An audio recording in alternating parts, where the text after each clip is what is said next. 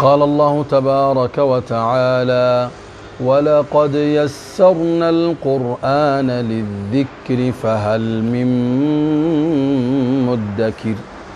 إخواني سؤال صار نقطتي دور جير ودتك يكويدينا إليه مر ولبا سنكو حفظي قرآنك سدح شيء أرنها دات سميسو إن شاء الله تعالى قرآنك واحد حفظنيسا. الأول وحويان كثرة الاستغفار استغفارت إنا بديسي وردي كسميس استغفارته maalintii 2 kun 3 kun 10 kun wax un go'aamiso waayo istighfaartu waxay ka baabi'isaa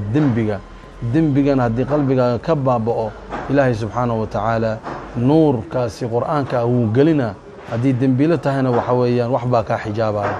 shakawtu ilaa wakiin su'a xifdi fa arshadanii ilaa tarki almacaasi wa akhbaranii bianna alcilma nuurun wa nuuru llahi laa yuhdaa licaasi. ilaahay nuurkiisa qof caasiya ma helo. mid labaad waxa weeyaan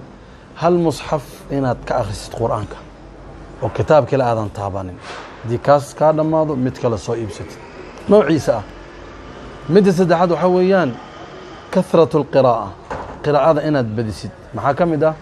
مثلا waxaad go'aansanaysaa inaad qaadato nus safxa ama aayad ama safxad laakiin waxaad ku celcelinaysaa 40 jeer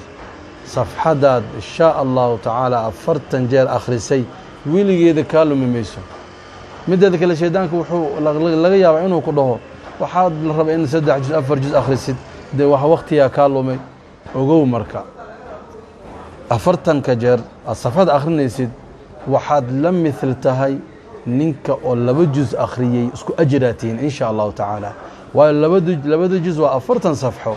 بقانا أفرتن كويل عدسين وحاول نقنا أفرتن صفحة ولا بجزء أولك ما أجر وكدركتي حفظين وقوسك ما إن شاء الله تعالى وحاب بلنقة إن هذا الهلمامين لكن أفرتن كجر مركز آخرين يسيد هقولك لها قليل موبايلها كون مشغول عليك بالمصحف هل مصحفين تكون آخر سيد إنا في رسيد استغفارتنا كن هذه كعادة لقيت إنا آخر سيد وقو وقتك هذا وحاكروا ما كابحايو من منه كويا لايو واستعماليسا 10 دقيقة marka shaydaanka culays uusan ku saarin quraanka aan akhrino su'aalahaasna aan ka dhamaano al-alis badan iyo hal mushaf iyo istighfar biidnillah hada intaas isla helno quraanka waan baranaynaa biidnillah. Assalamu alaykum wa rahmatullah.